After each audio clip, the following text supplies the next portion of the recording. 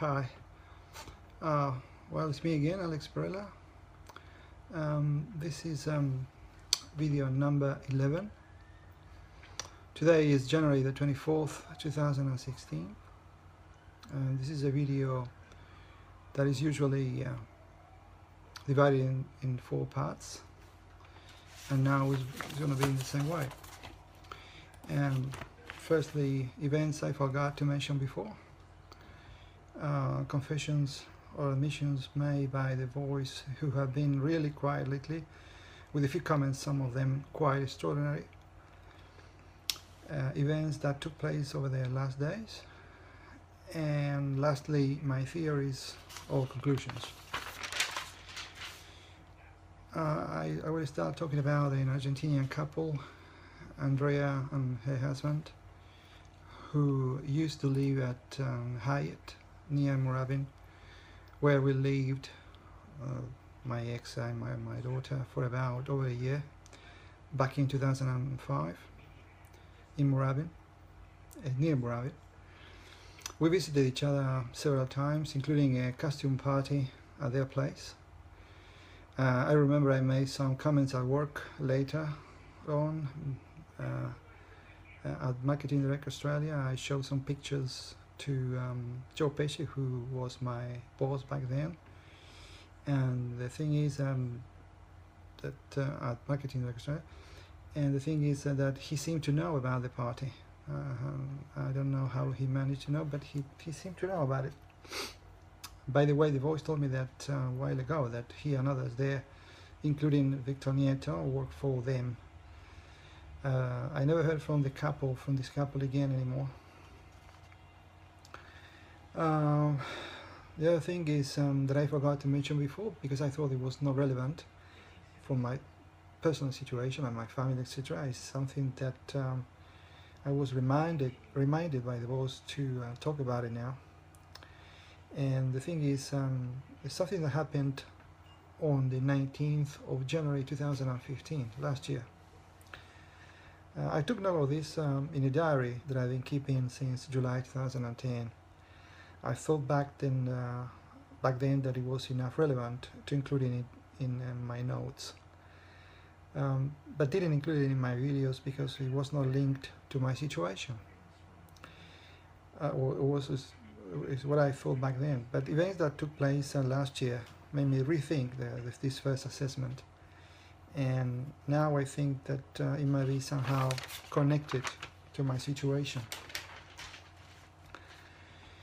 The thing is that on the morning of that Monday, January 19, 2015, I was reading the news in Argentina, on Clarín, on the internet, and I was living back in Jackson's Road back then, and I learned that there was a huge problem there with a criminal attorney called Alberto Nisman, and claiming that the then president Cristina Fernandez de Kirchner was involved in a cover-up operation relating to the bombing of a Jewish organization called DAIA in 1994. It was quite shocking news and unprecedented to this date. But as I kept reading more than that morning, due to the 14 hours difference with Buenos Aires, it was late evening over there on the Sunday, the 18th of January. I heard this voice, which was a different one. I never heard that voice before or after. I heard this voice saying that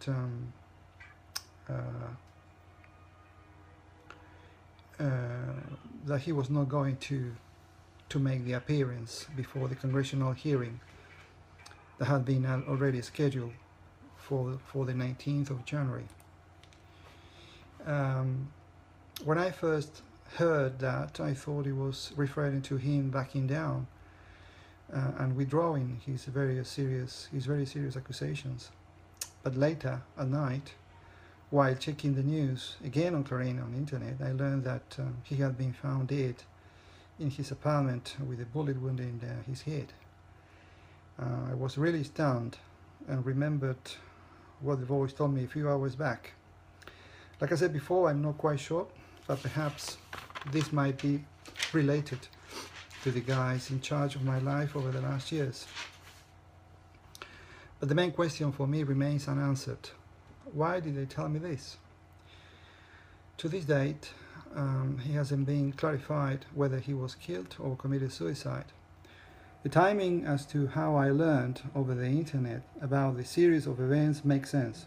The first indication of his death came from a tweet generated by a journalist called Amian Pasteur at 11:30 p.m. on Sunday, the 18th January 2015, which was about 1:30 p.m. here in Melbourne. And hit the news at 3 or 4 p.m. on the same date, meaning here, local time here in Melbourne, on the same day, January 19th, 2015. So it makes sense for me that I learned of this later on the 19th of January. The voice also told me that, but that was the previous one, the one who was speaking until middle last year, and he was that voice was saying that since 2007, something like that. That voice told me that about that day or the days after that. The voice told me that Patricia Bullrich, the current minister, back then senator, was working for the CIA. But I don't know if it's true or not. It's what he said or she said back then. I don't know. In regards to the confessions, admissions from the voice, well, the voice has been very quiet last days, but he managed to say something hard to believe, which I'm not going to repeat simply because I couldn't get any confirmation. But he said other things like Chris, the team leader, sent a link down to them on November. The guy who dealt with my suspension with them back in November, on November the 11th, 2015, actually works for them and is part of the police. He keeps saying that I was right about JD's theory, something I explained before. He also said at some point in the last days that he made numerous incongruent comments and promising money as well. But I think that he's just an employee selling BS all the time. For some unknown reason, he mentioned a former boss of Perkin Elmer, Argentina, a job that I had back in 1998. He was back the general manager in 1998 when I was hired by him as well, as the company accountant of the newly formed subsidiary of the parent company in Connecticut, US. I don't know what he did, what he mentioned that, but was it because he had something to do with the events that took place later at John D. Gray? I don't know. He mentioned that. He also said that Stephen Worrell, an English professor, and Chris Nagel, an Australian professor, were working for them. Back then in 2002, I took classes with them before immigrating to Australia. He keeps telling that Paul and Maria and Match work for them. He also said that Aldi supermarket here can afford their policy on prices because they are heavily involved in money laundering dealings. Something that I don't know, but he's saying that. In the events that took place over the last days, on the 10th of January, I went to Aldi and Safeway while doing my shopping. A guy walked past in front of me saying, decisions. I answered him, I love making decisions. And the voice said later that he worked for them. And I wrote about all of these things on my Twitter account, but I'm just trying to emphasize the most important things. On January the 11th, appointment with Dr. Cheng, who allegedly works for them too, at 4 p.m. $440 after my visit, the dental problem was solved. But despite spending $326 on my car with Joseph, the mechanic, the electronic problem of my car resurfaced, and since then I stopped using it. managed to detect anyway the electronic error code for Joseph, and he replied that day it would be easy to fix that problem. On the 12th, the next day of January, appointment at 10 o'clock at Matchworks Dandenong. I had to walk down from my house about 6 kilometers in total. I met Paul. I mentioned him the wrong information that from Maria regarding free dental service at neighborhood houses. I also talked about the videos on YouTube. He replied that he didn't watch them. I described the episode with the police on the 30th of December last year as well. He remained all the time quiet. At some point I asked him if he worked actually for the Matchwork, for the agency, or someone else. He hesitated at first, but after a long pause he said he was. I asked him this because basically he never replied to my emails at all. Well, he didn't show any kind of positive attitude to my desire of getting some sort of job or occupation.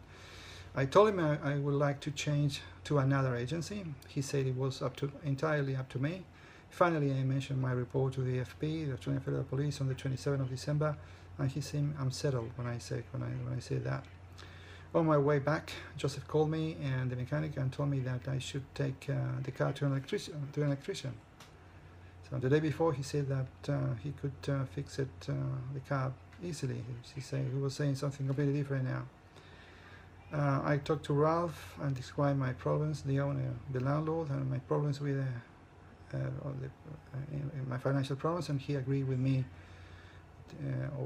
on paying on the 28th of January to catch up with the rent. I called DIWA, the organization, the governmental organizations, about changing job service provider. I talked to Kylie, and she told me that Centrelink had allocated me to a stream C, which is for those who have barriers. Well, I don't have any kind of barriers, but it's what they did. Nobody told me that. I told her about that. I mentioned her my videos as well. She didn't seem surprised. I also explained the situation with my family, isolation from friends, etc., and showed some empathy towards me.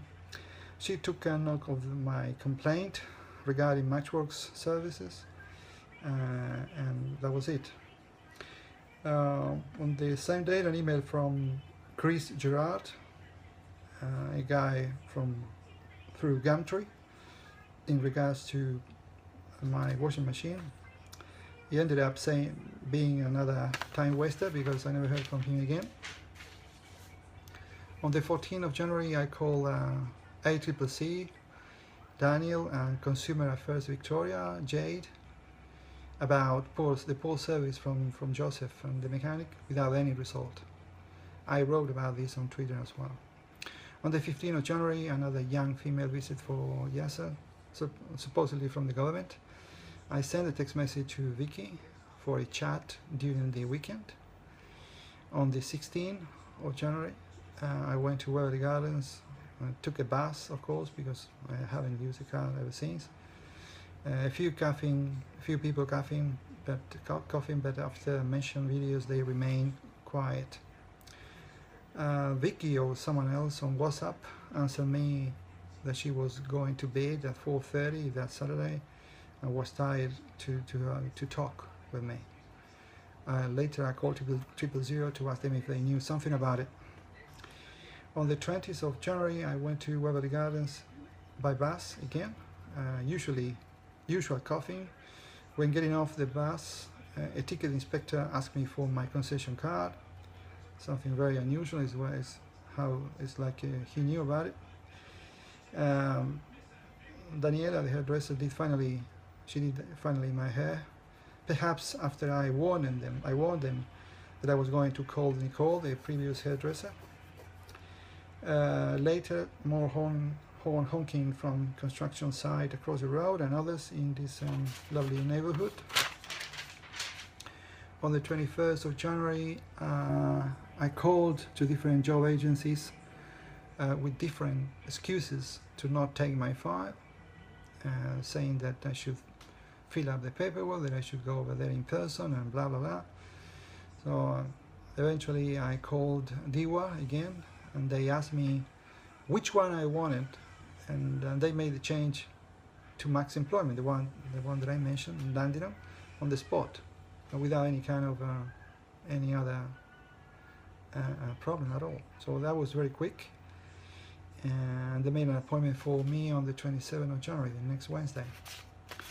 On the 22nd of January, after a contact through LinkedIn congratulating me for my consolidation skills, I called Victor Nieto. I talked about this guy before. I called him after a long time without talking to each other. I asked him about his message, whether it was a joke or he was bullying me because I was unemployed for more than 6 years. And he laughed at me and he started to insult me in Spanish. I replied to him with more insults and telling him I knew what he was doing. And he said that he didn't know about the email, that he thought that it was automatic, which is ridiculous. He said I should talk to Joe Pesce, the guy from MDA, now at Intel Email, his company now. And I told him that I already contacted him years ago without any result. I told him about my situation. It was linked to drug trafficking and money laundering, that I reported everything to local police, AFP, government, without any feedback so far. ASIO as well. Also about threats to my daughter, ex-wife, friends, etc. Perhaps the CIA involvement. The boy said that he works for them, and I mentioned the videos as well. I asked him about the CIA because he mentioned a while ago when we met that he is from El Salvador, and he said that he works for the Americans back then. I wrote more about that on Twitter if you're interested in that, but that's the reason that I mentioned that. On the 23rd of January, problems with my PC remain unsolved, something I mentioned to Ralph several times. I went to Waverly Gardens. The bus was late, with the bus driver making some gestures towards me and coughing a lot during the trip. They started to feel uncomfortable, I think, with my presence. At Aldi, they seemed less aggressive, but there were some strange faces though. On the bus stop coming back, an old guy was behaving in a strange way, but it was usual, I suppose. I always find some kind of these characters on my way. On the 24th of January, coincided again with Hani at the kitchen during breakfast, and this morning, and it was as it was last night as well. He was really tense, as he was looking for trouble, I suppose. I don't know. At some point, he said that he was working. But he's all the time in the house. So when I pointed out that to him, he got upset. Perhaps he's working from his room, as Dave used to do back in Jackson's Road. I don't know. In regards to my conclusions, theories at this point is that there is a growing discontent with the things that I'm doing. But most of them, like using public transport, was not something that I wanted at all. But this sentiment inside and outside this house means that I'm perhaps on the right path and my voice is somehow being heard. Or is what I expect, at least. I don't know. The other conclusion is that since I haven't heard anything, neither from the report that I lodged with the AFP on the 27th of December, nor from the previous letter that I wrote to the Prime Minister, I am instead being punished for what I'm saying, rather than helped. It's my perception. It's something that I said before, but it's been more palpable over the last days. Especially since I started to use the public transport. And but I think that this is all for now. I think that I said some important things. Like I said before, my intention is not create more problems, but create more awareness about the situation about myself and my family here and abroad.